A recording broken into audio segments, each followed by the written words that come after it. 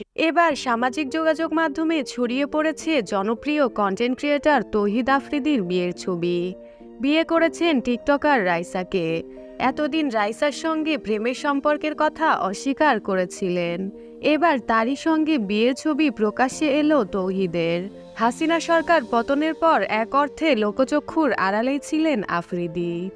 তবে এবার আবারও আলোচনায় এলেন তার বিয়ের খবর সামনে আসায়।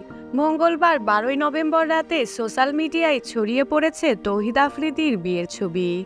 তবে ছবিগুলো কবে বা বিয়ে হয়েছে কবে এই ব্যাপারে কোনো তথ্য পাওয়া যায়নি। এই ব্যাপারে আফ্রিদির সঙ্গে যোগাযোগের চেষ্টা করলেও উত্তর পাওয়া যায়নি। জানা গেছে রাইসা দেশের একটি বেসরকারি বিশ্ববিদ্যালয় থেকে স্নাতক শেষ করেছেন।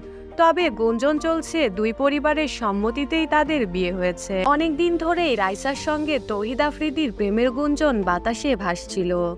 তবে বিষয়টিকে গুঞ্জন বলেই উড়িয়ে দিয়েছিলেন তিনি। এবার বিয়ের ছবি প্রকাশ পেতেই নেটিজেনদের বুঝতে বাকি থাকছে না আর।